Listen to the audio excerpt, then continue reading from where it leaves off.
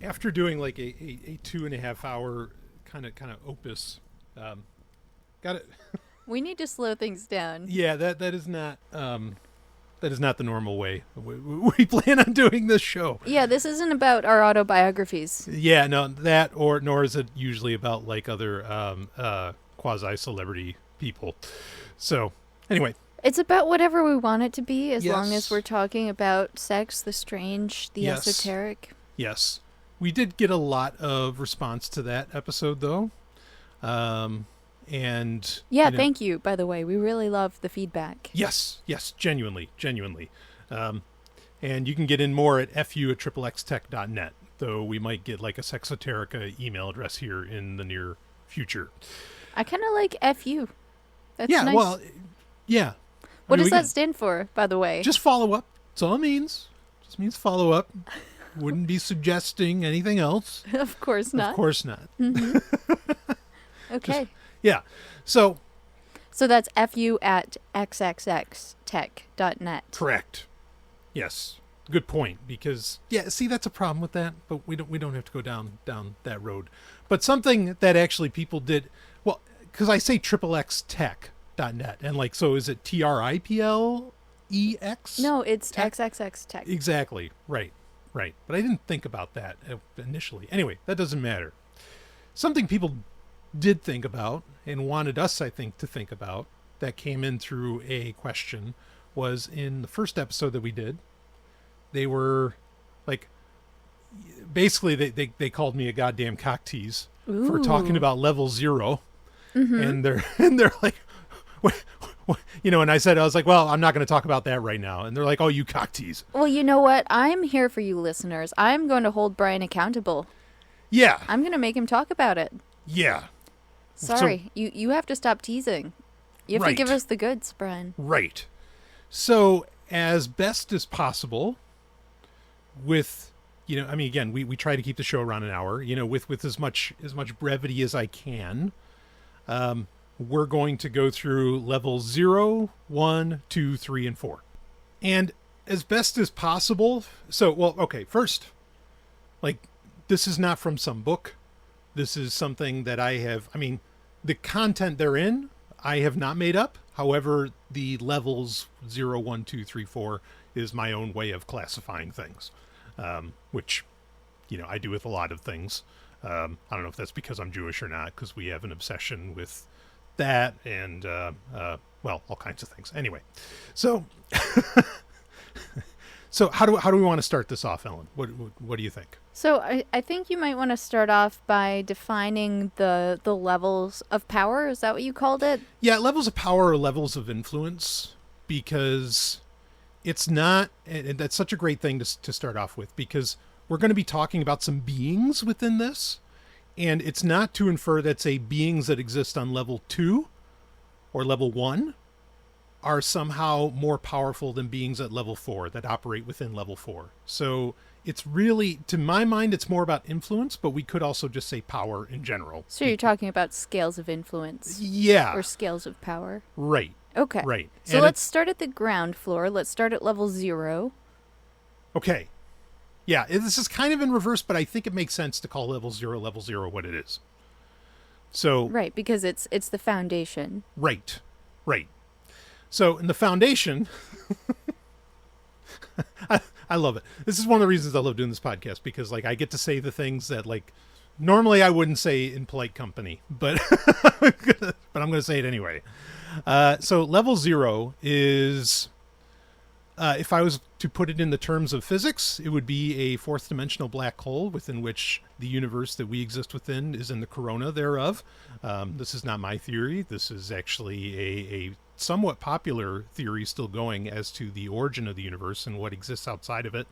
But if I was to put it into Kabbalistic terms, it is the Ein Sof, the great nothingness, which is, and it should be actually better said, no thingness, because it's not nothing, but it's also something you can make no real positive statements about, because there's an almost impossibility of knowing. And in fact, when we talk about it through allegory in Kabbalah, we can only talk about what exists in between it, not so much what it is itself, with any decent certainty, that language could provide. Today, I wanted to give a brief, informal discussion about Ein Sof, the ideas of truth, and what I mean by that is truth as an existent thing, as something that we can have some sense of reality to, or some sort of relationship to. And I wanted to talk about perspective. Essentially, what I'm getting at is we're going to look at how we can experience things in life in such a way that some people might be correct, some people might be wrong, when we find in the Zohar many, many times it will say, you are both right. That is quite perplexing to many people, but there is a reason for it. There's a reason why this philosophy exists in the Kabbalah, and I wanted to help break that down for many of you. So, the big thing is, Ein Sof is without limitation, right? Like the terminology is in itself meaning without limitation, without end. It is a limitless entity. And when the Sim Sum, or divine contraction, occurs and the space of nothing is created, the or light of Ein Sof descends down into it. I've detailed this a few times on various other videos, but it needs to be reestablished here. Now, this or this light of Ein Sof is essentially what we might call truth. We find in Hermeticism the descent of the Logos. In the Greek mythos, we find the descent of reality, so to say. Or we might say that Plato believed in a true reality, a perfected world that we experience in an imperfected way. That perfected world is essentially the whole truth. In the same sense, the Or of Ein Sof is the whole truth, the only truth. But what occurs is, because this is a philosophical matter, this is not necessarily a theological one, is as it descends down into the cavity, it expresses itself outward and it begins to partition. And this partitioning, or this breaking down and fragmental awareness of it, or fragmental display of it, is quite interestingly how we will eventually experience reality. As it makes its way down through all the chambers of the Kabbalah, or of the Kabbalistic diagrams, as it makes its way down into physical reality, mundane reality as we know it, we experience it as thoughts. And what I mean by that is that we can think of these variable possibilities. The great paradox of Ein Sof is that everything that can be, everything that is, was, and will be, is already pre-existent, existent, and it's already there, right? There is no limitation in the sense of temporal interrelation. Therefore, we can have a scenario where, let's say, people have other gods, right? We find in a variety of spaces, particularly in pagan spaces, we see polytheism. And the thing is Ein Sof, the capacity for that to exist, permits that belief system. Therefore, there is a preeminent state. We find in biblical passages, God does not say have, or all other gods are false, or some manner like that. And I'm not, by the way, I'm not promoting paganism. Y'all know I'm very Jewish centric, not to be rude to anyone who is, but it does not say there are no other gods. It says there are no other gods beside me, and do not worship other gods. So in a strange way, the Bible actually acknowledges the existence of them. Now, the thing is it's not necessarily that these are deities or divinities, rather they are characterizations. As many of the Partsufim in the Kabbalah are also characterizations or aspects of looking at the divine manifestation. So, essentially, truth, as it's experienced by the human being, has variability. It is not to be so fluffy in language and so nice in language to say that, oh, we are all correct in one way or another. What it is essentially saying is that all these things are possible and can exist in the same space. Now, I see this often be used in a political way, and I think that is absolutely unnecessary. But I do believe in a spiritual sense, in a theological sense, it can kind of open the floodgates in how we look at the Kabbalah. What is the Kabbalah really trying to say? And essentially, what I get out of it, at least in short, without any sort of extensive discourse, is that in Kabbalistic metaphysics, we acknowledge the paradoxical aspects of reality. It is that there is a truth, and the truth includes all the lower ideals. In a sense, it is hard to lie. Harder to lie than we think it is. Now, you can lie in the immediacy of it, right? Otherwise, we wouldn't have the restrictions and regulations that we do in a theological and spiritual context. But in the greater sense, it is far more complex than that. Now, one of the ways we know this is because a Rekanpin, or the long face as it's often called, is a holder of another name. Like Ziranpin, the short face, is typically described as hot-tempered, while a Rekanpin, the long face, is described as the infinitely patient one. That is a very grand title, very grand description. However, it makes sense in the sense that the infinitely patient, the higher aspect of the divine face or the divine revelation and manifestation, is not so swayed, in a sense. That's a really, really bad way to put that. Not swayed, but is not so impacted or direct with how he deals with the goings-on of mundane human living. Now, there is one thing.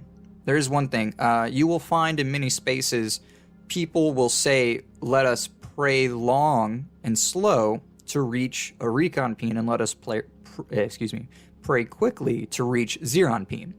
This is actually considered very improper. It makes sense. We find it in a variety of places. However, in the Zohar and in the Orthodoxy, we will see that they say, do not do that. And there's a reason, even in Torah descriptions, why you do not do that. It is because you are essentially creating division between the divinity rather than accepting its oneness, and its oneness is necessary for us to actually bridge the gap to this infinite truth that I was speaking of earlier. So could you say that it's sort of the container or surroundings within which the universe exists? Absolutely, yes. Yeah, if the universe, which the universe itself, capital U, that we live within, is a superorganism. Okay, so it is an entity. It is its own thing. Can you explain where you reach that conclusion from? Sure. So of course, I'm not the only one to think this. This is actually, there are a multitude of scientists and stories that talk about how the universe acts like a sapient being. To understand how a universe could be conscious, we need to rethink everything we know about consciousness itself. Most of us believe consciousness comes from our brains. End of story. But what if that's just the tip of the iceberg? In the past decade, a revolutionary idea called integrated information theory has suggested something mind-bending. Consciousness isn't just created by brains. It might be everywhere, in everything, just in different amounts.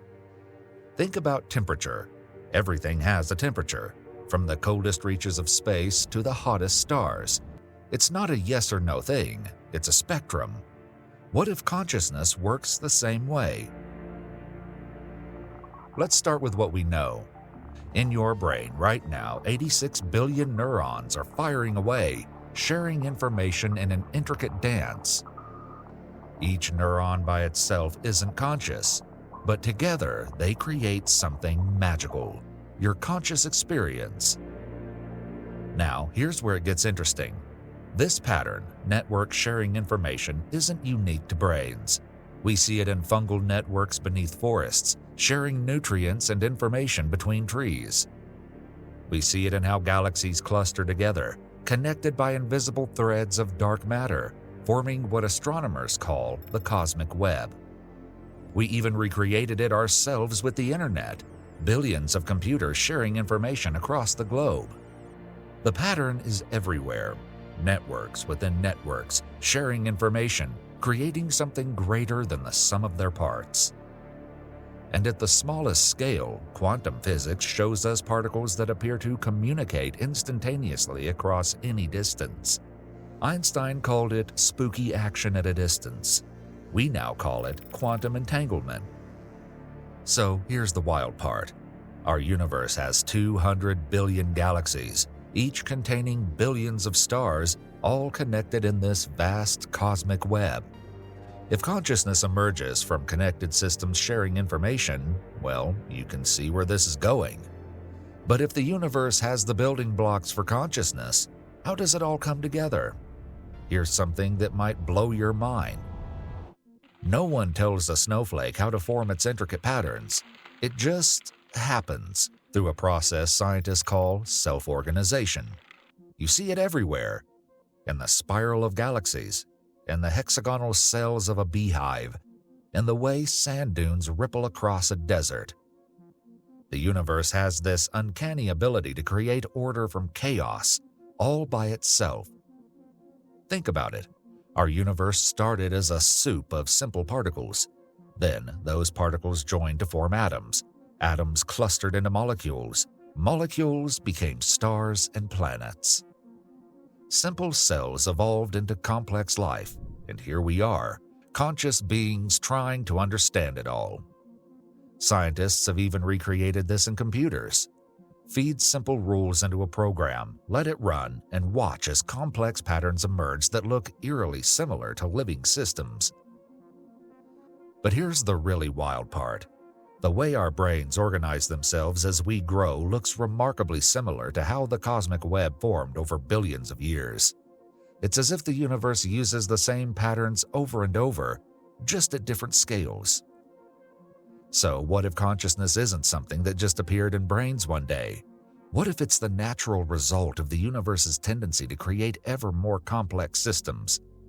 Recent research in neuroscience suggests consciousness might emerge when information in a system reaches a certain threshold of complexity and integration, like water freezing into ice at exactly 0 degrees Celsius. If that's true, and the universe is one vast, interconnected system becoming more complex over time, could it be gradually waking up? But this leads us to an even more mind-bending question. If the universe is organizing itself towards greater complexity and consciousness, is there evidence we can actually observe and measure? Take the famous double-slit experiment. Fire single particles at a screen with 2 slits, and they create an interference pattern as if they're waves. But here's the weird part. This only happens when we're not looking. Try to measure which slit the particle goes through, and the pattern vanishes. Then there's quantum entanglement, Einstein's spooky action at a distance. 2 particles can become so deeply connected that affecting one instantly affects the other, even if they're on opposite sides of the universe. It's as if the space between them doesn't exist at all. In 2022, physicists conducted an experiment suggesting that the very fabric of space-time might be fundamentally quantum entangled. It's like the universe has a hidden nervous system connecting everything at the deepest level. But it gets even crazier. Recent experiments suggest that quantum systems might have a kind of memory. Change something in the present, and it can affect the past. It's as if matter itself can learn and adapt. The patterns we see in these quantum behaviors, connection, memory, adaptation, are eerily similar to the basic properties of consciousness, and they're built into the very foundation of reality. Some physicists now suggest that space, time, and matter might be emergent properties of something more fundamental, information, just like how your consciousness emerges from the information processing in your brain. Think about that for a moment. Everything we consider real, this video, your device, you, me, the entire universe, might be more like a thought than a thing. A cosmic computation playing out across billions of light years. Scientists are now developing new experiments to test these ideas. They're looking for patterns in cosmic radiation that might reveal the universe's underlying structure. They're building quantum computers that could simulate consciousness itself. But if the universe really is conscious, processing information at every scale from quantum to cosmic, that raises an even bigger question. What does it mean for us? Are we just small-scale echoes of a larger cosmic mind? For thousands of years, humans have wondered if there's something more to reality than what we see. Ancient cultures saw consciousness in everything: rivers, mountains, stars. Modern science dismissed these ideas as primitive thinking, but now cutting-edge physics is suggesting something remarkable. Those ancient cultures might have been onto something, not in a mystical way, but in a deep mathematical sense. This idea that consciousness might be fundamental to reality has a name: panpsychism. And while it was once considered fringe philosophy, it's gaining serious attention in scientific circles. Leading physicists and philosophers are asking, what if consciousness isn't produced by the brain, but rather channeled by it? Like how a radio doesn't create music, it receives it. If the universe is conscious, it changes everything. Our role in the cosmos, the nature of life, the possibility of alien intelligence, even what happens after death. Think about evolution. We usually see it as a random process, but if the universe has an inherent tendency toward consciousness and complexity, then maybe we're not an accident. Maybe consciousness using matter to explore itself is what the universe does. This doesn't mean every atom is walking around having deep thoughts. Remember our temperature analogy. Consciousness might exist in degrees. A thermostat might have a tiny amount, a worm more, a human even more, and the universe as a whole, well, right now scientists are developing new ways to test these ideas. They're looking for signatures of consciousness in quantum systems. They're studying how complex systems emerge and evolve. They're even trying to measure consciousness itself. But here's the most profound implication. If the universe is conscious, then we're not just in the universe. We're of it. Through us, through our consciousness, the universe is experiencing itself. Every time we make a scientific discovery, create art, fall in love, or simply wonder about our place in the cosmos, we might be the universe growing more aware of itself. Remember how we started, with your consciousness emerging from billions of connected neurons? Maybe our individual consciousness is just one node in a much larger network. Maybe we're all part of something far greater than we ever imagined. The evidence is mounting, the mathematics works, the patterns align. We might be on the verge of the greatest discovery in human history. That consciousness isn't something we have, it's something we are, and it goes all the way down and all the way up. And if, as like say a scientist like Archibald Wheeler has talked about, that we live within like a participatory universe, okay, and that, or the idea like within panpsychism that consciousness is in everything, and that consciousness is like part of the makeup of the universe. Where does consciousness come from? Consciousness is, to use a term from another scientist, is the proto-consciousness field. So the universe is a conscious being, and we're a part of that. So the Book of Zohar would discuss that the universe itself is this space, is this thing that the Ein Sof, like it wanted to experience an other, and so it created an other. And so the Book of Zohar describes the universe itself as not a god, or not like a sky daddy god, but it describes it as the other. It describes it as a lover for the Ein Sof, which exists outside of space and time. So that's the seed. That's where that idea kind of starts. And then, scientifically, this idea that the universe itself is a superorganism. I mean, it partly comes from the alchemical idea that, the very classic saying of as above, so below. Okay, so the human body is a microcosm of the universe itself.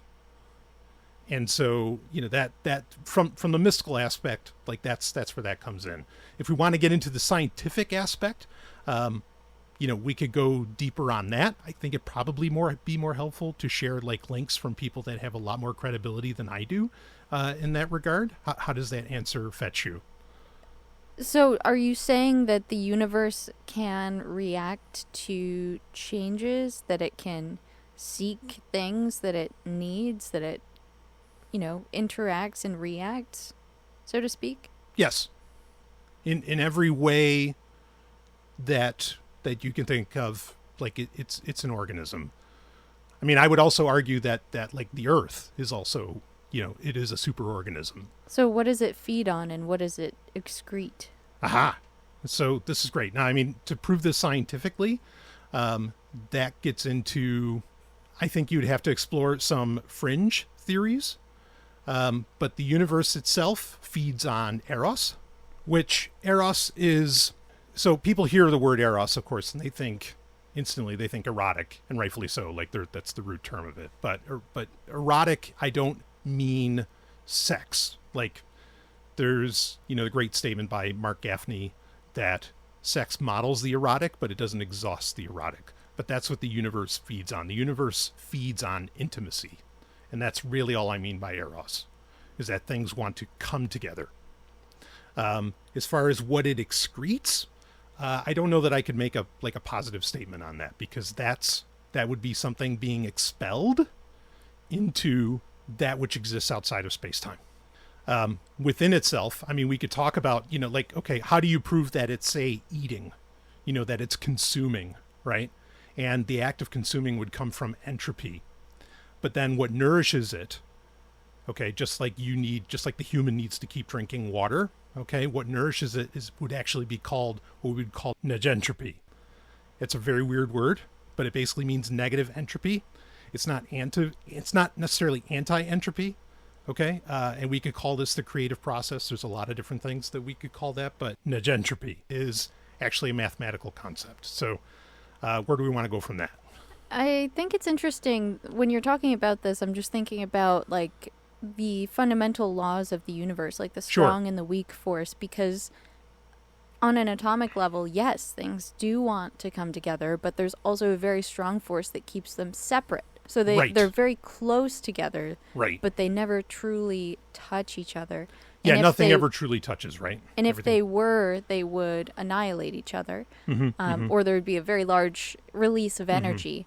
And going even further than that, like I know there are theories stating, and this is still fringe science, but that at the center of each atom, as we've been taught, like atoms make up all matter, but what are atoms? They're just super tiny subatomic particles that are actually just energy. Right. So there are theories stating that at the center of each atom there's this very small black hole, and there's actually, when you smash atoms together, say in a Large Hadron Collider, you can see all of these very exotic subatomic particles spewing out and disappearing and decaying. So there's all of these very different, unique, exotic things that arise out of what we seem to think of as normal matter when you smash the two together. So it's almost like all of these things exist in this quantum foam, but they don't exist at the same time. Right. So they're popping into and out of existence. So it's hinting at this idea that there's a field of infinite energy, like at the center of everything. Yes. And I also kind of am picturing the universe, when you talk about the Ein Sof and the universe existing within it, it's almost like a terrarium in a way. Like it's a self-contained environment where all of the waste is used to kind of nourish and give birth to new life. So everything's kind of recycled within it. Bingo. 100%. Yes. And all beautifully said. And that's why you're the scientist. So I'm also trying to be poetic, I suppose. But I did want to ask, if the Ein Sof is level 0, if that's the basement, the foundation, is the universe also level 0, or is that level 1? No. So the universe is, I guess you could say, if we were to use terms of Torah, would almost be like the waters in between the firmament. I mean, it's like a membrane that exists between 1 and 0. And it's not necessarily a level, because everything within it is it. even though there's, it's waves within the ocean, it itself is an ocean, and everything, from level 1 down are all unique waves within that ocean. Does that make sense? Okay, so what is level 1 then? So I want to get into level 1, but 1 second. So when we say, I want to be clear with listeners, when we say the word fringe, I say that, and you can correct me if I'm wrong, Ellen. I mean, I think we say that with the highest compliments.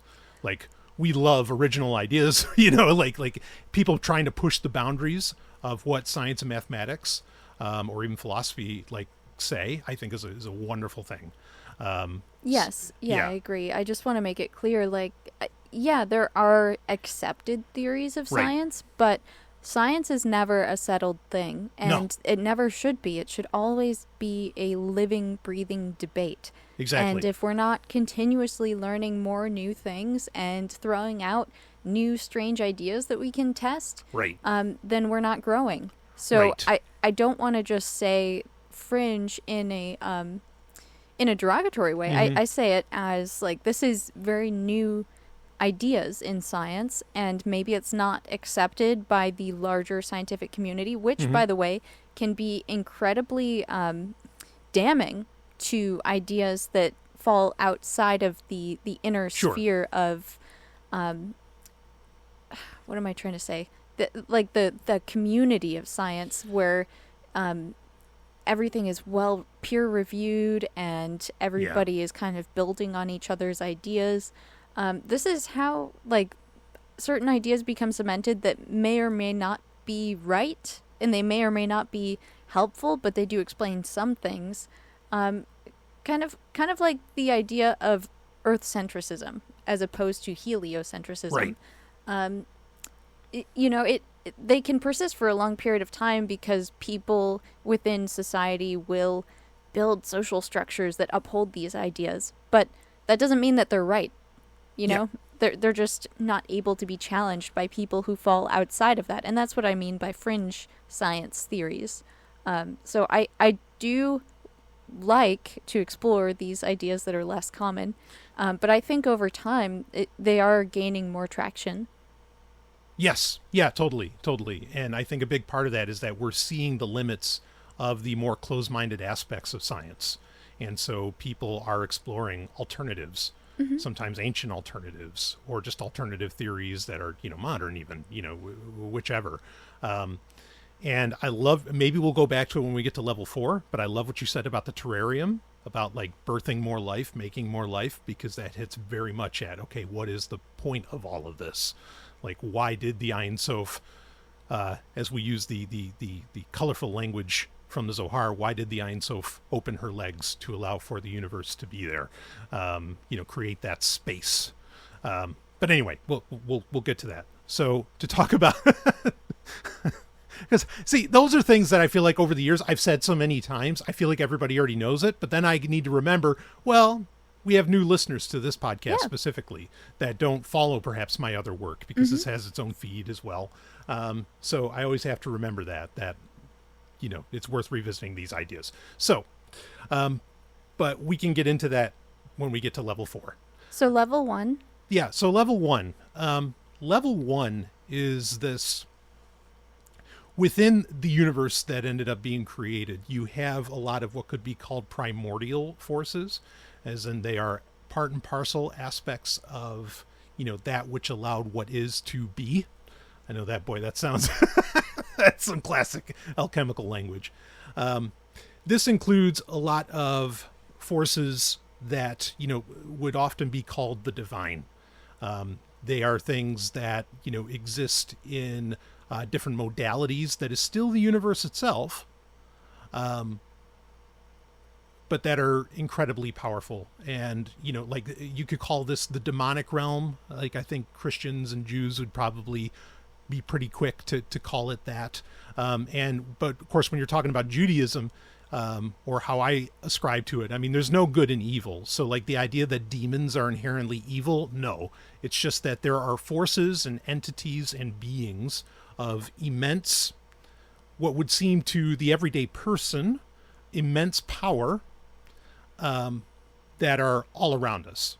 And literally, like out of the Talmud and the Zohar, it talks about that if you could see the demonic realm or the spiritual realm, it's everywhere. It would completely consume your sight. It's everything. And that's because these forces are everywhere.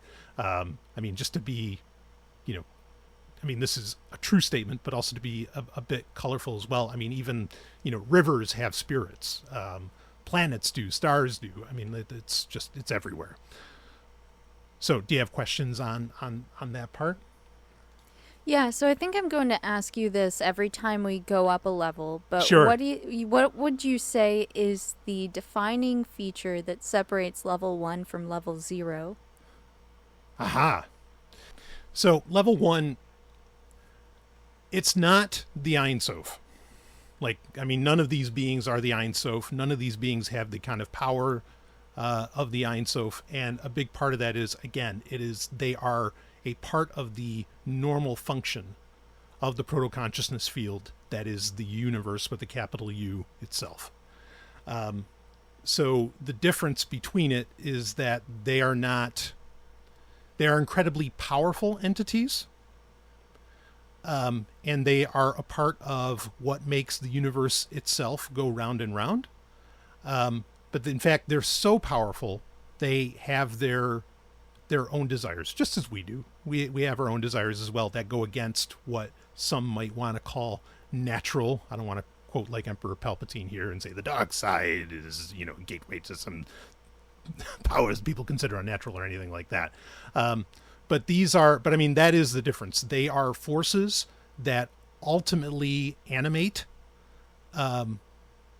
and entities, but they're forces that ultimately animate that which is the universe.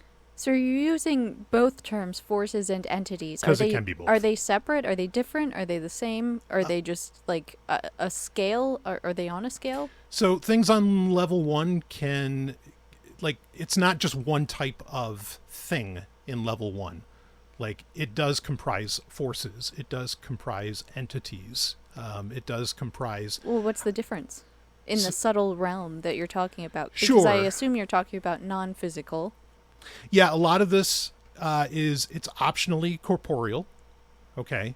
And I say that because I think that there are level 1 beings that have interacted on level 2 and level 4 that, have directly interacted.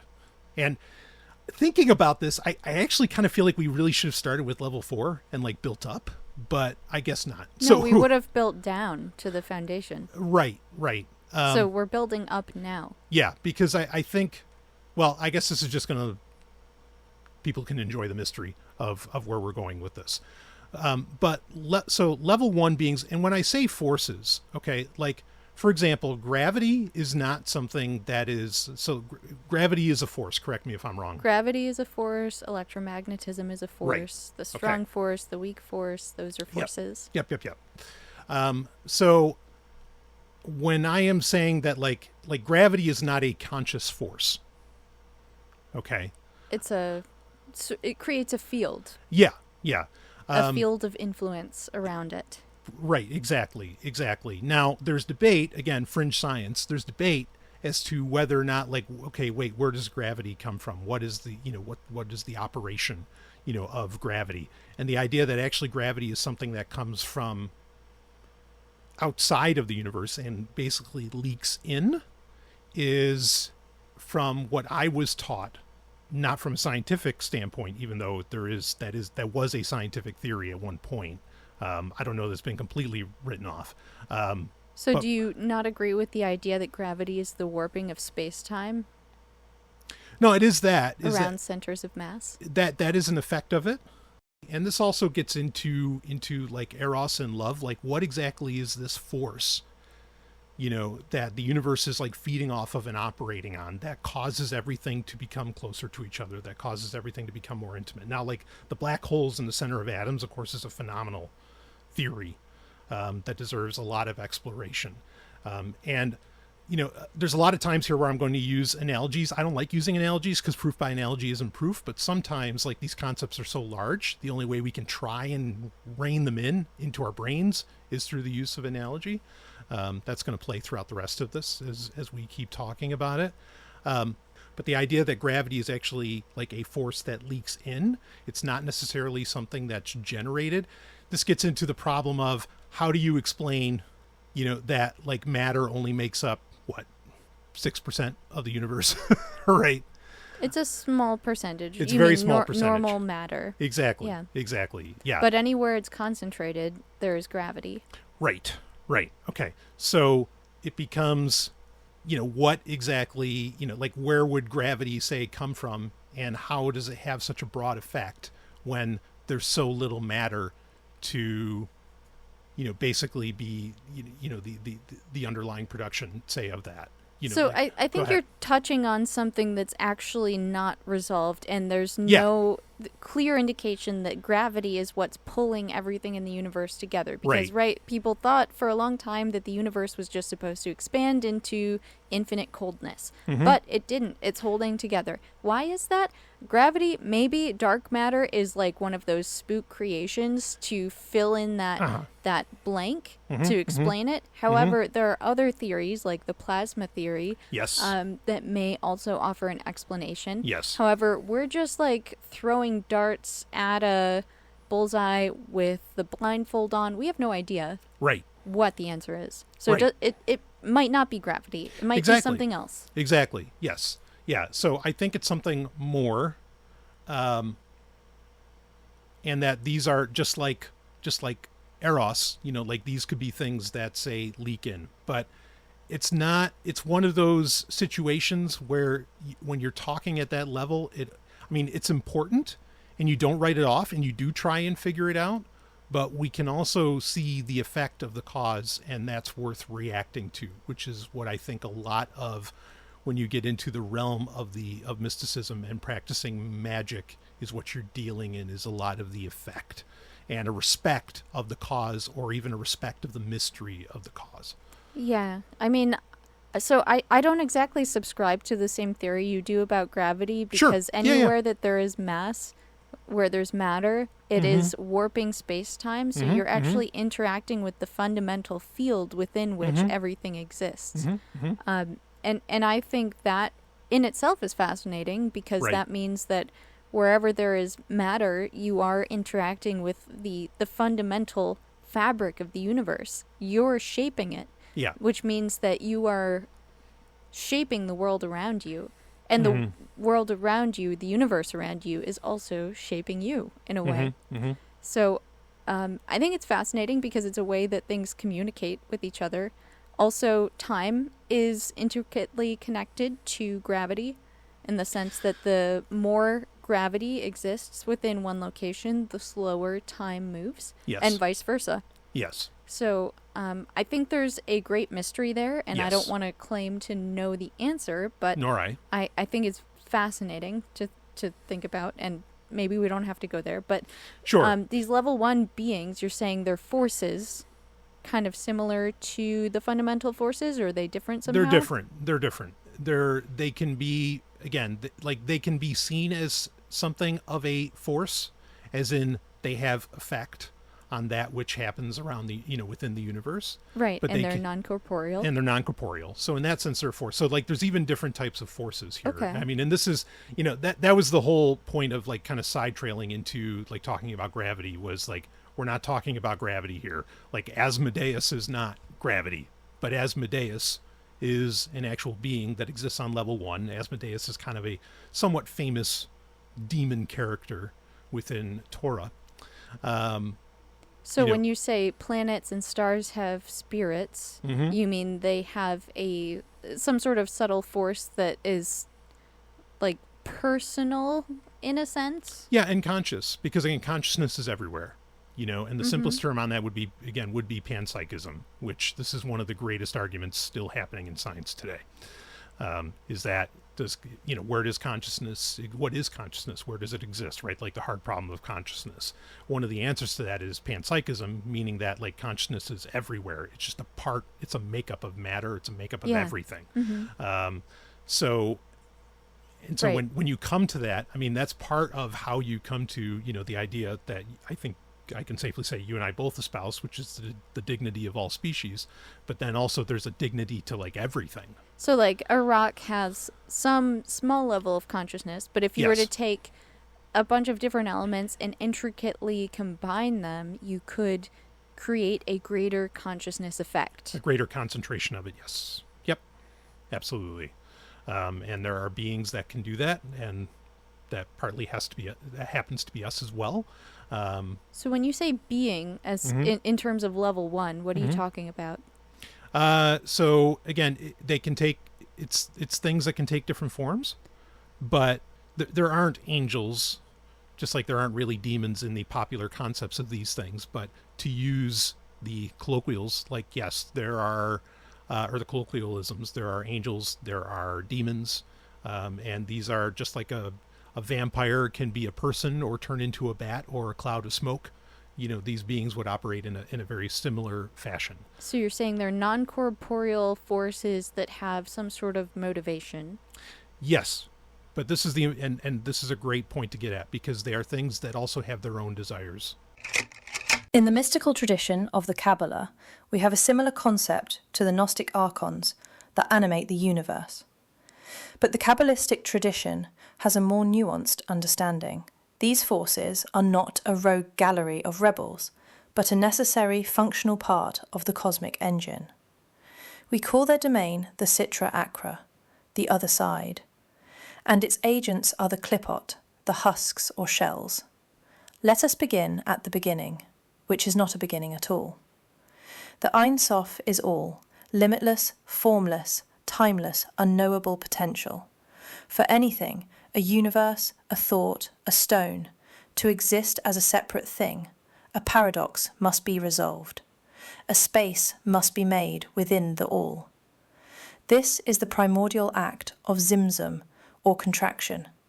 The Ein Sof withdraws its own essence from a single conceptual point, creating a halal, a vacant space.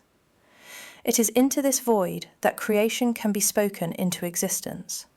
Without this withdrawal, all would simply be God, with no room for not God, no room for you or the world we perceive. Into this vacant space, a single thin ray of divine light, the Kav, penetrates. This light unfurls and emanates into the 10 Sephirot, the divine attributes or vessels that are the archetypal building blocks of all reality.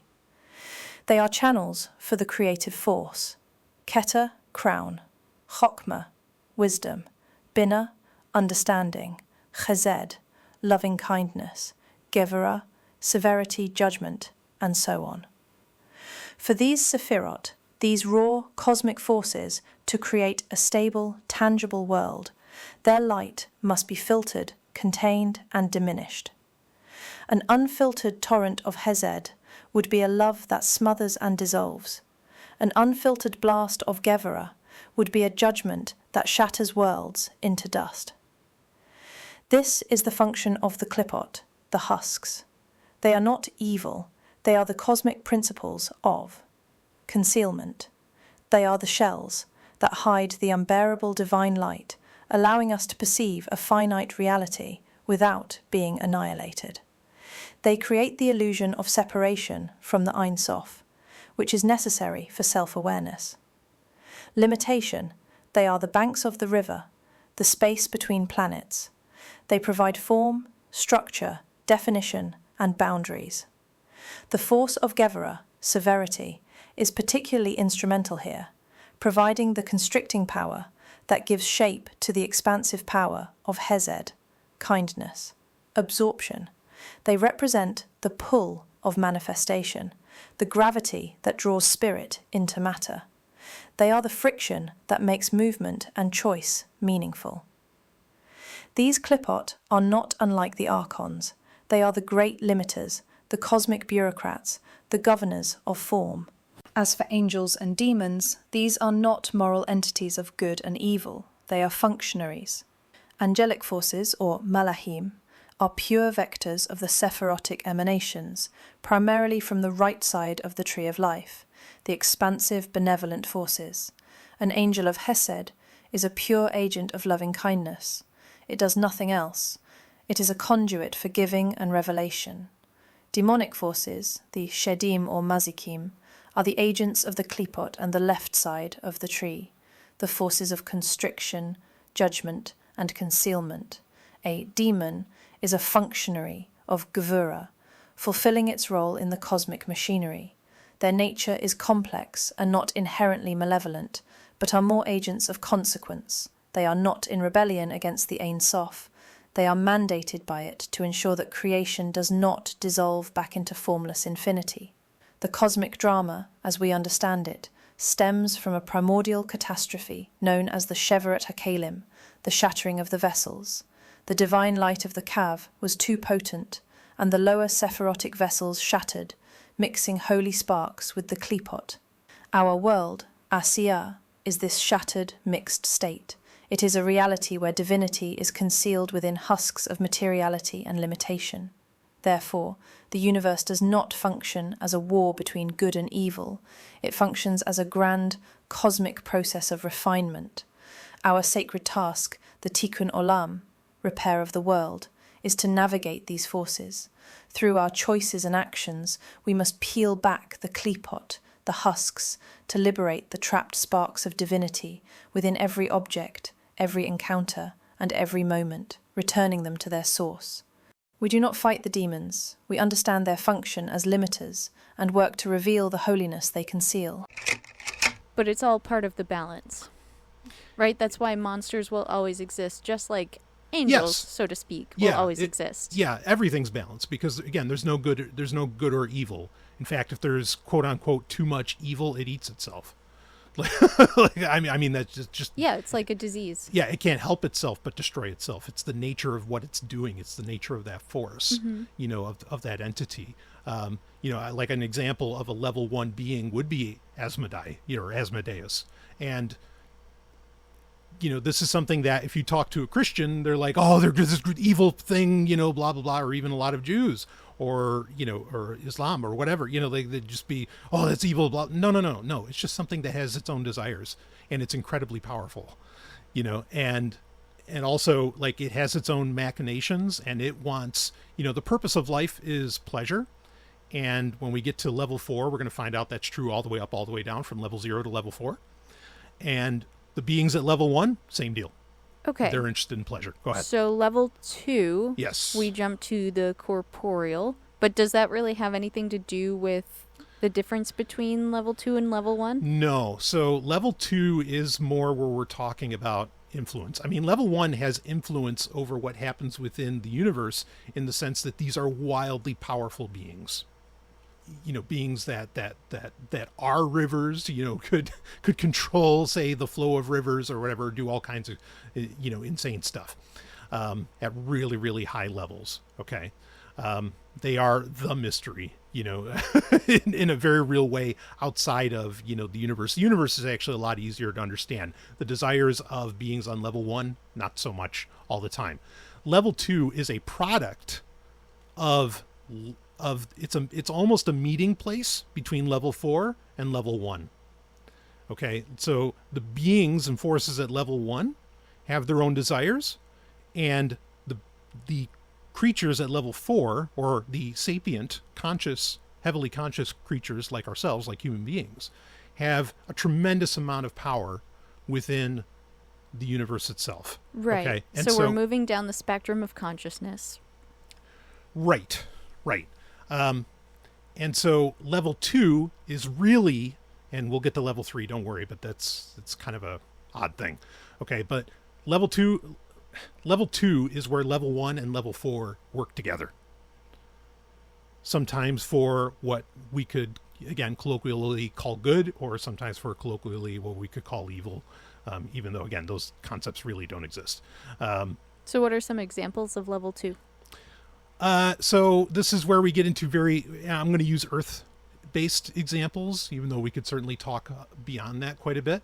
But level 2 would be like the things that actually, or shall we say the organizations or groups that do actually control that which happens, that which with most people at level 4 generally interact with.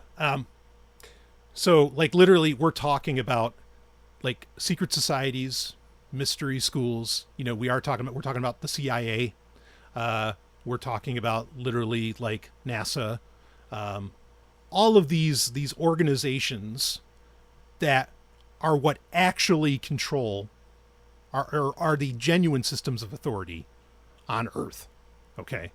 That's an important distinction. Yes. Yeah. Because not governments. Like, governments are bullshit. That's all the things that you think you see that are actually in control of shit. I mean, they might have some like minute level of control, like whether or not you wear safety belts. But no, I'm talking about the level of control where, like, how do you navigate like economies? Like, these things that we interact with as a civilization alone are so wildly complex. Like, no, you don't have any say in how all that crap works, and like, and also the market doesn't exist. You don't vote with your dollar for shit. Google does whatever the fuck Google wants to do, just so does Microsoft. So does whoever. The CIA does whatever the fuck they want to do. You know what I mean? It doesn't matter who you vote in. So laws don't apply to them, basically. Yeah, there are no laws at this point. And they know that. And that's the thing, is that these, and this is, as far as getting into the evidence of this, I'm not passing this aside. I'm happy to talk about this at some point in the future. But this is our world. There's plenty of evidence already out there. Oh, I think so. Yeah, for sure. I'm just saying that, like, we could get into examples where you can find where in NASA or the CIA, yes, they directly say they're talking to level 1 beings. They don't use the term level 1, but they talk about that they're talking, that they're like working with forces. They are mystical organizations. Like, absolutely NASA is, yes. Like, I mean, that's I don't even think that's a matter of debate. So you made reference a minute ago to talking about Earth examples. Do you want to talk about non-earthly examples of level 2 organizations? Sure.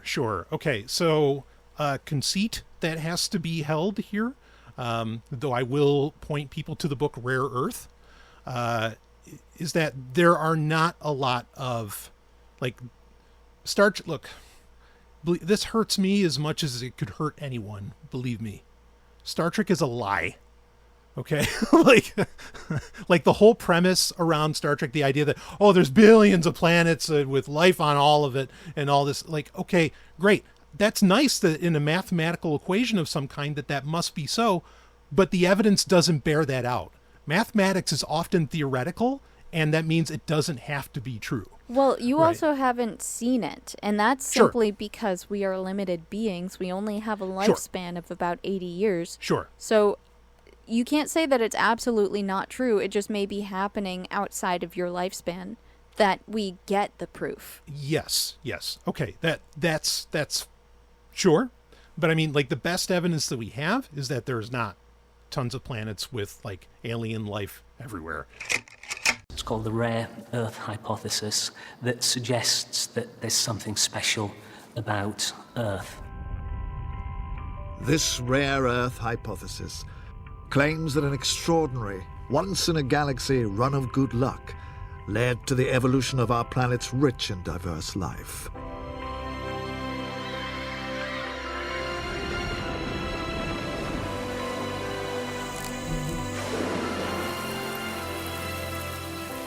If true, other worlds wouldn't make it past slime. And slime isn't well suited to interstellar travel.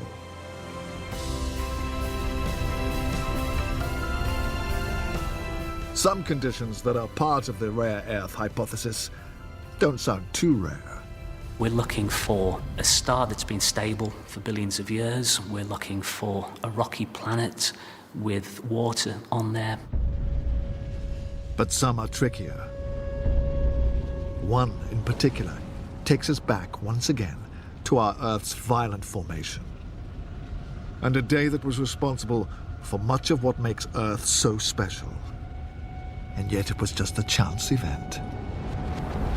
It's believed the Earth once had a twin, a Mars-sized planet named Theia, born in a similar orbit. The result?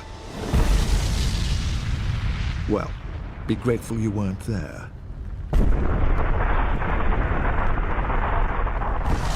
Theia was destroyed in the collision. But the debris coalesced, forming our planet's traveling companion, the Moon.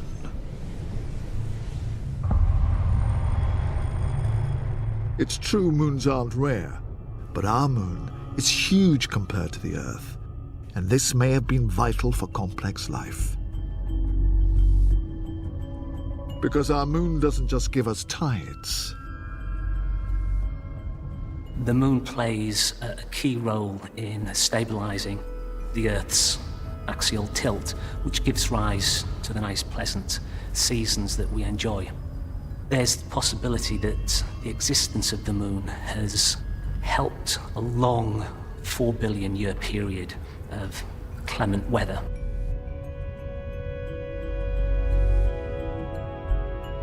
Without the Moon, some believe our planet's tilt would have been unstable. Some years our seasons would be unbearably hot and long. Other years wouldn't have seasons at all. Because evolution relies on small changes from one generation to the next. If that change is useful, the creature is more likely to survive. But if there were extreme swings in climate, so extreme that at times there was no liquid water, an adaptation that's useful one year may be wiped out the next. No long-term stability, no natural selection. And it's not just the Moon. There are many other examples of our planet's apparent good fortune.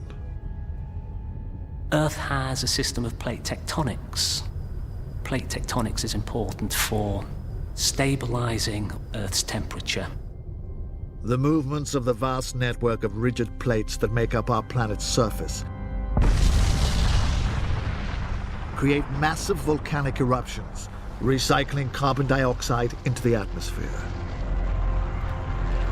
Today we think of it as a nasty greenhouse gas, but throughout the Earth's long history, carbon dioxide has helped regulate our planet's temperature, so complex life can survive.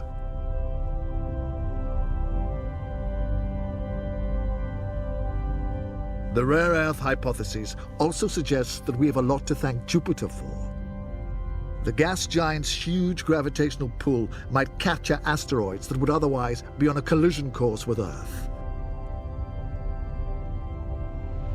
It's hard to evolve if icy rocks constantly rain down on you from above. The special conditions that led to complex life on Earth go on and on.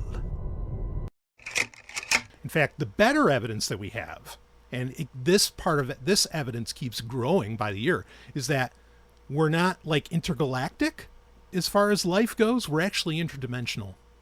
And I don't mean multiverse horseshit. I mean that, like, when you're taking DMT, you actually go to another dimension, that another modality that exists within the same universe, and there are beings there. And in those instances, you've already had multiple groups, individuals who have shared experiences, and they're not shared hallucinations. They are shared independent experiences from anything else that are genuine cases of encountering other life. Now they're encountering level 1 beings. Okay, right? well, but go ahead. What about all of the stories that people have shared, including Angoswan, about interactions with alien beings? 100%. And I'm talking about, maybe within our solar system, they exist in other planets or moons. Mm-hmm, mm-hmm. But there are also other cultures around the world that talk about having origins from faraway stars. And, like, I'm just putting this out there. I'm not going to go deep into the explanation of this, but I do think that it's realistic to think that a warp bubble or a warp field is something that could be developed by a highly advanced society. Mm-hmm. And I think the idea of, like, warp 1 through warp 10, that's totally made up. That's fucking fake. Yeah. But the idea, like, if you create a warp bubble around you, then you do alter space-time. Mm-hmm. That means that you could be moving infinitely fast. Mm-hmm. So to travel, 1,000 light years could happen in a very, very short or no period of time. Yeah. So when you talk about traveling interdimensionally, you're going from one place to another instantaneously. Yeah. Doesn't that kind of sound like interdimensional travel or travel through a wormhole? Oh, It's like spooky action at a distance. Sure, yes. Yeah, so I wasn't saying that there aren't quote-unquote aliens. And the only reason I don't like to go down that road is because people have... There's so much baggage as soon as you say the word aliens.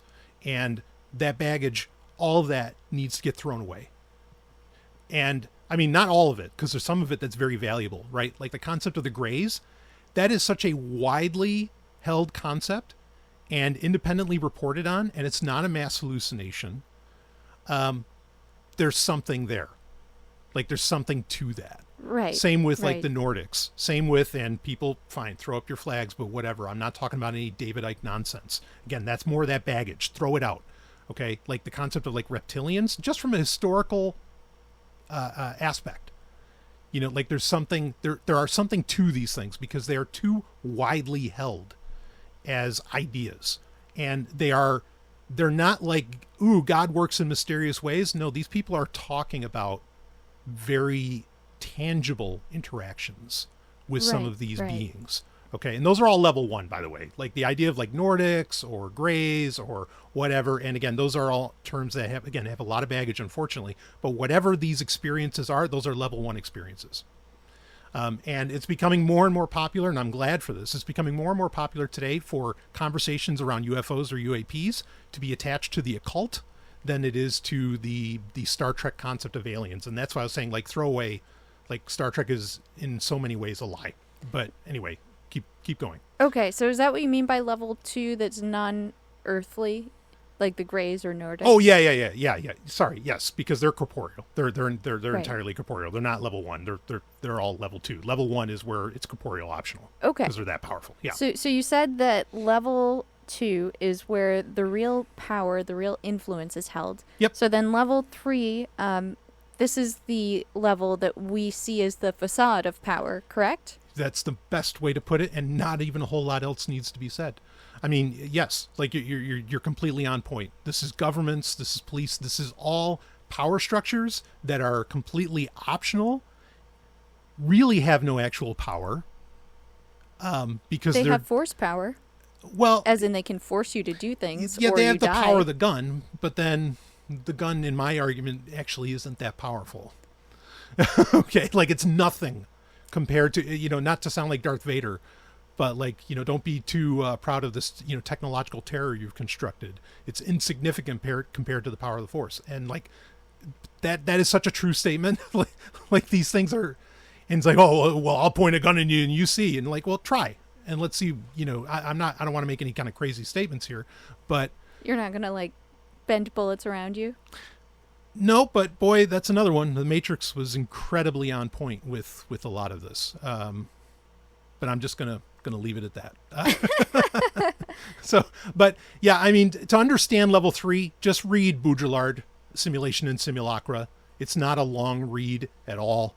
You'll be done in a couple hours probably, and it just shows it is the facade, like of what you see. That is not the reality. And it's all like, like governments, all that stuff, it's puppeteering, not of a new world order, but of multiple secret societies. And not only that, but also level 1 beings. Okay. So when you wrote down this description for me of what level 3 is, you said this is fake. Yeah. So is that what you meant? It's just a facade? It's a facade. That's what I mean by that. It's fake. It's where to disguise and misdirect you from the source of power. Yeah. It's a velvet glove. I mean, it's so that you don't see. It's so you don't see the actual power, what actually has the influence, and so that you ignore your own power. Like it's another middle ground that's keeping you from recognizing the reality. The reality of power. That's a great point. I mean, it's not just to disguise themselves. Mm-hmm. It's also to enforce, an education system, curriculums that people have to learn, which fill their heads with these already well laid down ideas, but don't allow us time to explore our inner worlds. Yeah. Because we have to make money and work 40 hours a week. Right. Or at least most of us do. Right. Because of this whole concept of money. Right. Right. I mean, anarchy's the way, and, you know, only level 3 thinks it's not. Level 2, CIA are anarchists, ultimately. You know what I mean? Or at least at the higher levels. Like, they don't believe in laws. They don't believe in borders. They have the same, I mean, they believe in authoritarianism, but overall they have the same exact mindset as anarchists. You know, yeah, they believe in drawing power to themselves. Yeah, exactly. And I mean, you know, it's just, well, I don't need to quote Max Stirner here, but, you know, don't seek freedom, seek might, and find your true liberty. I mean, like, that's, but anyway, that that gets into dangerous territory. But what else do we have here, So Ellen? we finally made it to level 4. Do you want to explain what that is? Okay, level 4 is, I think I wrote it, because you asked me to, like, you know, just draw all this out. And I think I wrote it as, like, basic ass existence, you know. And this is really key, because level 4 is, it's us, you know, and but it's everything, you know, like I mean, level 4 is, you know, the animals around you, the grass, it's you, it's everything that you see of the material existence. Okay. So it's basic matter and also individuals. Yeah. It's what we generally interact with. Okay. Now, what's important to understand is that which you see within level 4 is more, it's almost like it's more like the 5 senses. Like, that's very much level 4. Well, so that's getting into slippery slope Sure. territory, I think, because we don't just have 5 senses. Oh, I know. We have many other senses, Yes. and some of them are not exactly, you know, purely physical. Mm-hmm.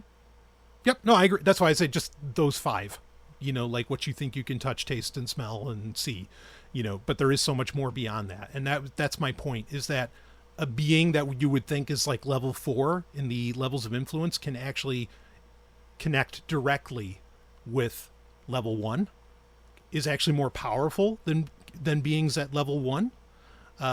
And can even at some point maybe connect directly with, you know, say level 0 with the gateway process. You know, this is also true. I mean, take something like cats, you know, like there are animals that actually operate more, I would argue, at like level 1 and level 2 than they do at level 4. And we just don't know it. We don't recognize it. So you're saying Captain's working for the CIA? Against the CIA. I cannot imagine any cat putting up with something like the CIA ever. No. You know. Talk about a real anarchist. Yeah, right. Yeah, exactly. He won't even listen to us, and he loves us. Yeah, right. Yeah. I mean, there's so much, everything we're talking about, there's so many complexities to get into with all this. I'm being like so basic in my overview. But yeah, I mean, that's level 4. Level 4 is, again, what you experience with those 5 senses. Scientifically, there are so many other senses. I think scientifically there's over 30 now, but that number is just going to keep going up. Yeah, and I want to acknowledge that there's parapsychology. There's a reality that's more that accesses other levels of existence, and some of our senses play into those. Right. And I'm not saying that, you know, that's true for everyone. Everybody has the ability to do so. I don't think everybody has spent the time to learn and understand that within themselves, because the physical world can consume you in a sense. Like, you can be completely distracted by it. Yeah. And not pay attention to the other senses that exist within you. Right. Yeah. So, I mean, and that's part of where, again, now humans aren't the only co-creative beings in the universe, and this is really important to understand that, like the concept of co-creation. Okay. They're not the only co-creative beings in the universe, but they are obviously numerous. There's a lot of us. And I think we're also kind of the dumbest, partly because... Because we believe we're the smartest. Well, yes. I mean, that's a sure sign of stupidity. But part of what I think, quote unquote, can make us kind of dumb is that we're actually so powerful that we are easily susceptible to, shall we say, level 1 forces and level 1 desires. Like we are full spectrum beings, which I think is exceptionally rare. In fact, I would argue there's probably beings in level 2, maybe like, if I'm to use these terms like the Greys or whatever, who are not full spectrum. They don't have sex. They don't, do all of these other things. You know what I mean? Like we just have this incredible, we're gods. We're level 1 beings basically living on level 4. And because of that, we're an incredibly attractive chess piece. We're like the queens. Mm-hmm. And deal with that, guys. Kings and queens here. Yeah. We're on this board, and so we get used a lot, and that's the best analogy I could think of to explain that. So how you said we get used a lot by Mm-hmm. these other forces. How Yep. can we take control then of our own existence? Oh, I mean, the simplest thing is to look beyond level 4, like look beyond the 5 senses, look beyond the material and experience what is beyond that. And I mean, there's varying ways to do this, like the simple stuff from meditation to psychedelics to just general knowledge gathering, of the reality. But I mean, it starts off with the acceptance that there is more, not more to life, there's more to me. There's more to the individual than what's in a doctor's textbook. Okay. I love that idea of just sitting in silence and meditating. Sure. I think that's how I've learned the most about myself too, is just spending 20 or 30 minutes sitting in silence and just paying attention to your senses. Mm-hmm. Like, what are you feeling? What are you smelling or seeing or hearing? And breathing deeply and maybe allowing yourself to kind of drift away. Because when you let go of that sort of monkey mind narrative that you Right. tell yourself all day, Right. you actually open yourself up to the rest of the universe and you Yeah. become more receptive. Yeah. And the universe has a lot to teach you if you'll listen. Yes. Yeah. I mean, understand you are a part of the cosmos. And one of my favorite quotes is from the Master Key System, which I think lays out a ton of this so well, which is that power comes from repose. And that means like that power comes from acting, not reacting. And power comes from like stillness is an action. And honestly, it's an action that the forces above you don't like. And in today's world, it's a rebellious action because Sure. we're so bombarded by advertisements Absolutely. and distractions that are calling us to act when we don't need to. Yeah. I mean, like I love your use of the word rebellious. I mean, I think the most rebellious thing a person can do is close your eyes and shut up. You would be amazed at just how powerful that action is, because it's an action of non-compliance. And that's what all of these forces above you are wanting, is compliance from you. And, it's hard because, there's a lot of, I mean, everything at like level 3, and level 3 is not just governments. Level 3 is police. Level 3 can be the medical system. I'm not saying throw out the medical system. I'm not saying that there isn't wonderful and truthful things within the medical system. Of course there is. Okay. But like insurance companies. Yeah, for maybe example. like insurance companies, Yeah. but like the bureaucracy that built up around it. I mean, this runs into a lot of problems, and money is a level 3 Pharmaceutical thing. companies. Right. And so all of these things are based on lack and fear. Okay, like the lack of money or the fear that, oh shit, I'm going to catch this or I'm going to get this or whatever. And these are things, I'm not saying that there aren't points where they need to be paid attention to, but these are also things that are very much used against you. And you need to take the time to, look, you're a god. Analyze it. Like take a look at this shit. You can understand it. You can tell whether or not this is for me, this is about me, whatever. So anyway, I mean, like we could prescribe like, okay, what do we do with all of this? But we all have the opportunity to determine and create our own reality. Absolutely. Yes. That doesn't mean there isn't an objective reality around you, but you are a co-creative process. Like I always say, you're the most important being in the universe, but so is everybody else. And that's a paradox, but that's the other best thing you can do. Learn how to fucking hold paradoxes. Yes, okay, this doesn't make sense to me, but there's the key term, sense. All right, yeah, there's senses that where this doesn't click, but there are senses beyond that you haven't even accessed yet, to where actually it does, click. It is something that it is true. Right. So we finally made it to level 4, and this is the end of the spectrum of influence. However, you're saying that you can kind of jump outside of the spectrum and interact with the higher levels up to 1 or 2 or 0. Sure. Yep.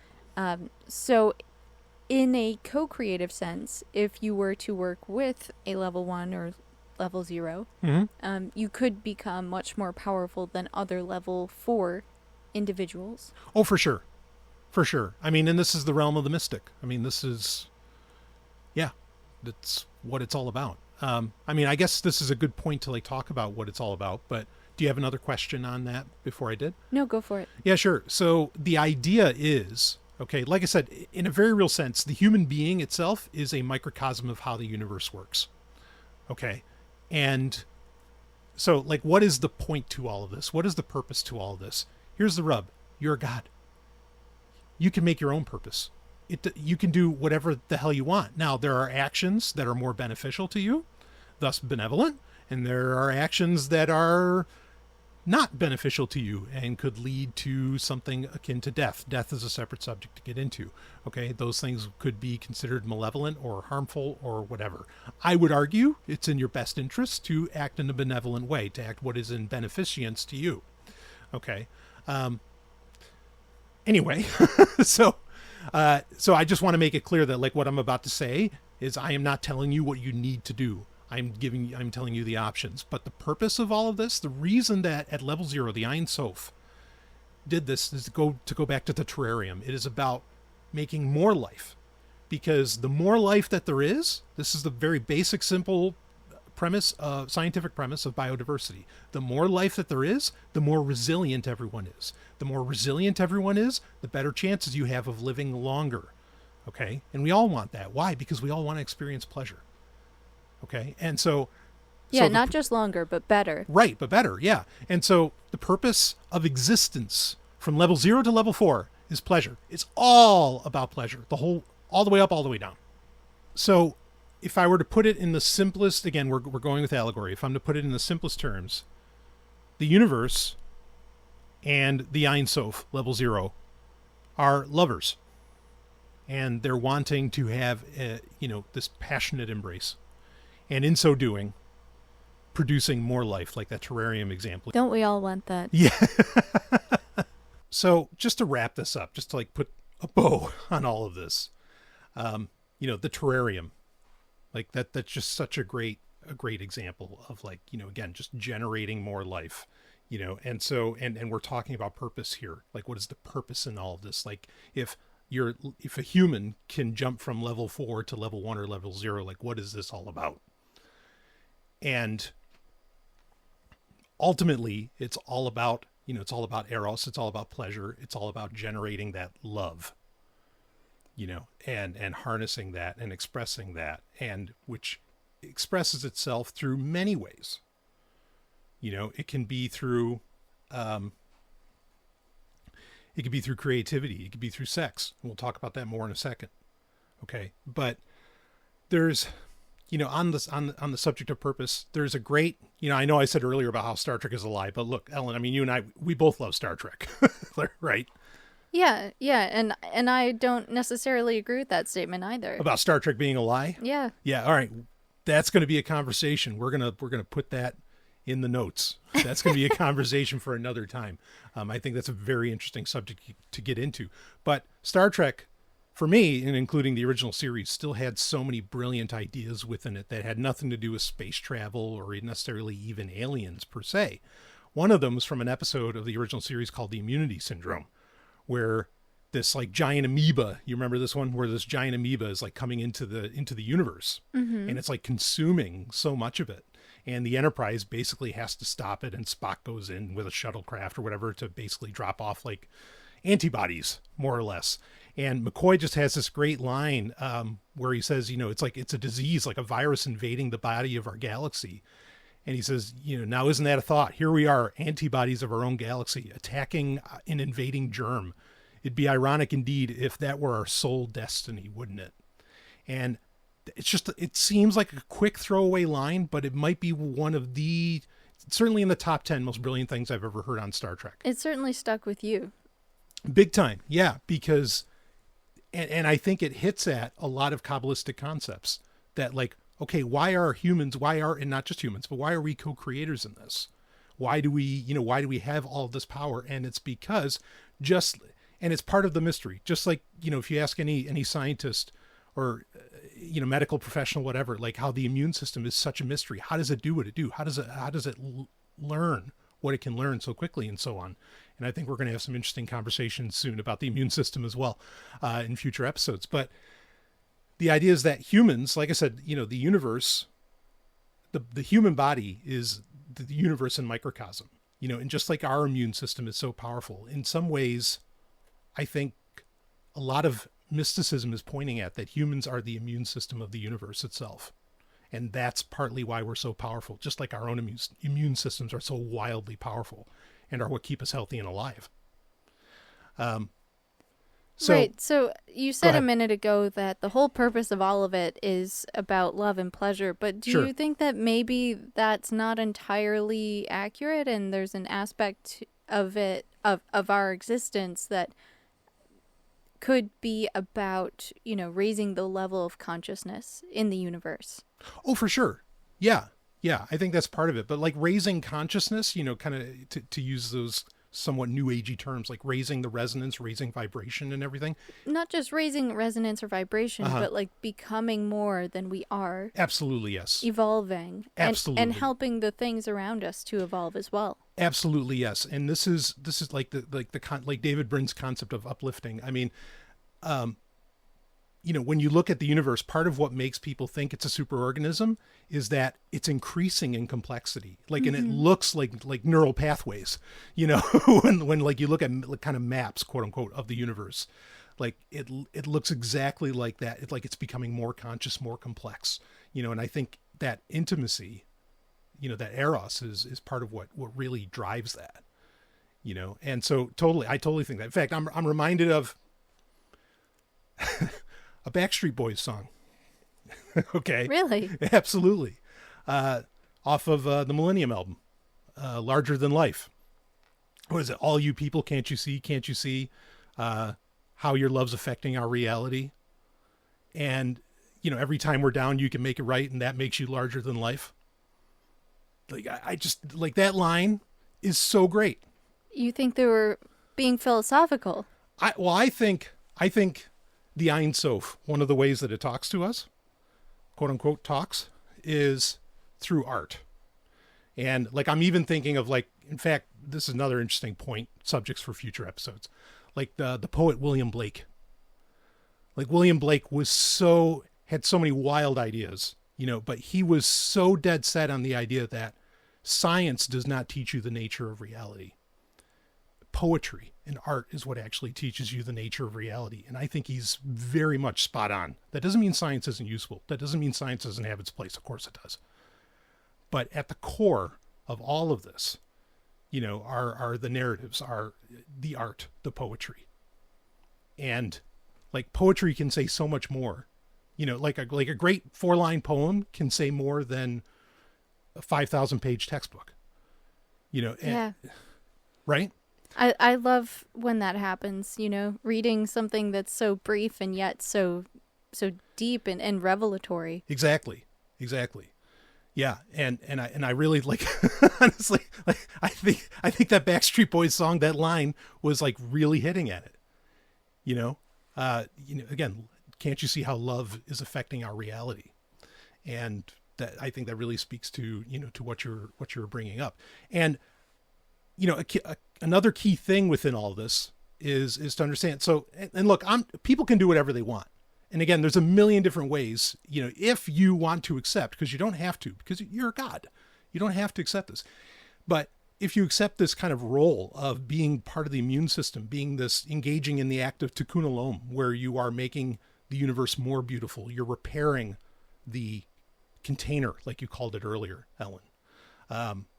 Maintaining the balance. Yeah, perhaps. maintaining the balance, so that basically the Ein Sof, you know, and again, we're talking in analogy, okay? Whether or not it's literal, this stuff is at such a scale, it's almost impossible to know. But the idea is that with Tikkun Olam, you're getting it to the point where the universe, capital U universe, is going to be able to, like we said, have that passionate embrace to make love, penis and vagina kind of love, okay, with the Ein Sof. You know, and the Ein Sof is the feminine. Now, again, the human body is the universe in microcosm, okay? And to a certain degree, and this is a longer subject we won't get into, but, you know, like the female body can be representative of the Ein Sof itself. Wait. Go ahead, what do you got? So are you saying the whole universe exists inside of my vagina? Like between my legs? Yes, between your legs? Yes, absolutely. And if anyone else, I mean, I think there's a reason people get hooked on you, because, whoa, boy, do I feel like I feel the whole universe when I am between those legs. So, absolutely. But that's the thing. Like, how do you do Tikkun Olam? Like, how do you get the love to affect reality? And one of the ways to do that, it's not the only way, and it's not the way you have to do it. You know, but one of the ways is through the act of sex with intention, you know, sex with real love, real passion, you know, yeah. And, you know, and this gets weird. Like, I mean, I'll kind of put this out there. You mean sex with magic? Sex with magic. Yes. Yeah. I mean, you know, again, like in Kabbalistic traditions, it's I don't want to say it's widely accepted, but it's widely interpreted that sex itself is prayer. And prayer, what is prayer? That's a whole separate subject. But like, prayer is one of those ways of, you know, that love affecting reality. I can't believe I'm quoting the Backstreet Boys so much. But so sex is its own type of prayer. And so sex is ultimately magic. Prayer is magic. You know, in almost every tradition, whether they want to accept it or not. But regardless, you know, but yeah, sex with magic. Now, I mean, and this gets, you know, like I said, we talked about all these different levels, and folks, like, this is totally my breakdown of these things. You don't have to accept it. You don't have to agree with it. This is just how I classify things and how I quickly say, what am I talking about? At what level of, you know, of reality am I discussing? This is my breakdown. This is not out of the Book of Zohar. This is, I mean, a lot of the stuff we're talking about is, but like, not the levels, all that. So just to be abundantly clear on that. But, you know, like I've said, at times, you know, like level 4 can interact with level 1 or level, you know, maybe level 2, right? Yeah, you can skip levels. Yeah. Yeah. And I mean, and there's times where it goes the other way, like where level 1 is interacting with level 4. And that does include, let me be clear here, that can include, we have ancient texts that show it, that can include the sexual act. I mean, you know, you and I have discussed, I mean, where in, you know, in the temple, there's more than the Jerusalem temple, but we'll say in the Jewish mystical tradition of the temple, there are stories where, you know, women serving within the priesthood, Sova, as they're called, literally are getting fucked by demons right inside the temple, you know, and it's not considered like, yes, it's considered dangerous, but it's not considered evil. Like, and I mean, this stuff gets far out. Wait, it's dangerous? You never told me it was dangerous. Well, it's dangerous in that, like, they're not, you know, they're depending upon, again, they're non-corporeal entities taking on a corporeal form, somewhat of their choice, perhaps, and they can be rather large. And so in that sense, okay. Right. And I mean, these things are just massive founts of energy. I'm ready for it. says ready. the Sova. Bring it on. But I mean, the stories are there, and like, and where, like this Sova who just recently, was inducted into the priesthood, isn't ready for it, and so kind of the head Sova has to step in and say to the demon, no, take me. I mean, whoa, Hey, a pogrom is a pogrom. Demon cocks everywhere. I mean, so.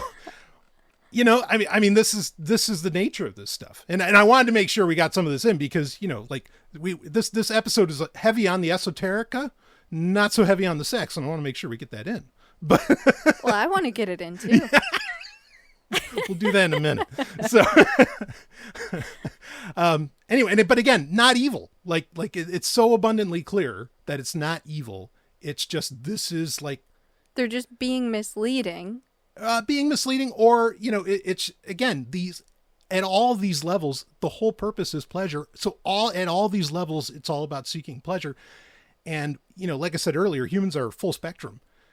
Our ability to engage in like the sexual act and the creative process that can be, not just in like having babies, but the creative process in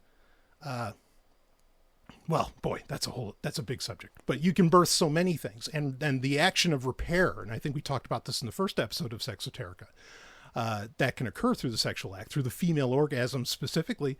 I mean, the whole universe is interested in that. Well, can I just say, I've seen this happen before with men who are like interested in me. And like, I've also experienced this when, having a strong desire for another person, but like having that sexual interest in someone can really motivate you to change your life for the better. It's that powerful. And in that sense, it is a very creative power. Exactly. Yeah. I mean, and this is again, you don't have to do it. There are other ways to do it, but you also you never want to deny the power of the sexual act. And it is one of the most powerful acts within the universe on any level.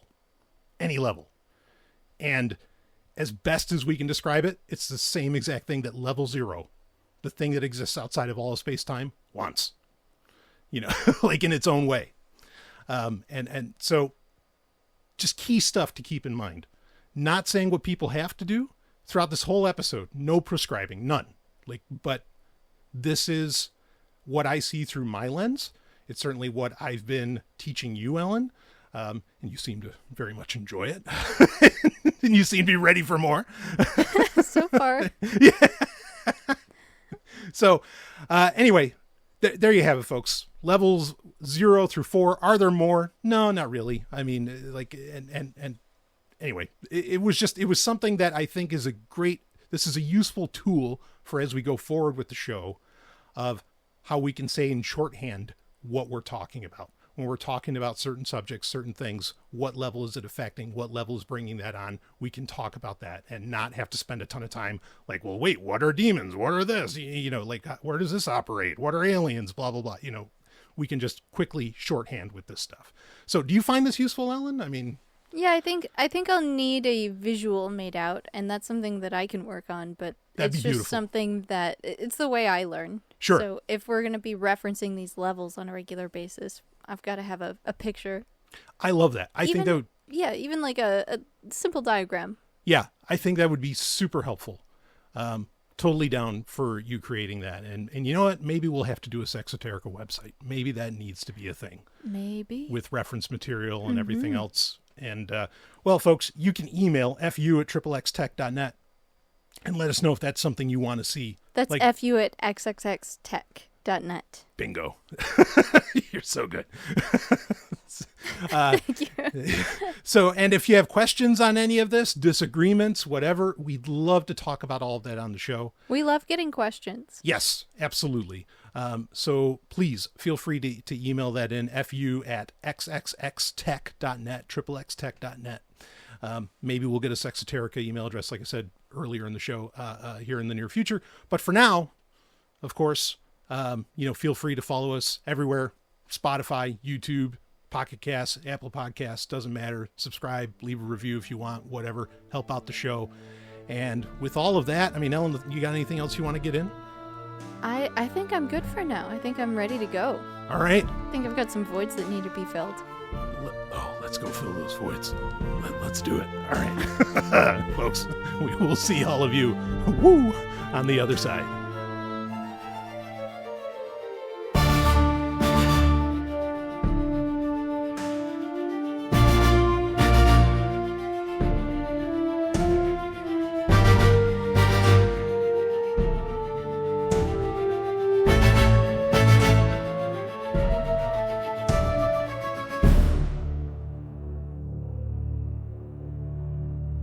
Testing, 1, 2, 3.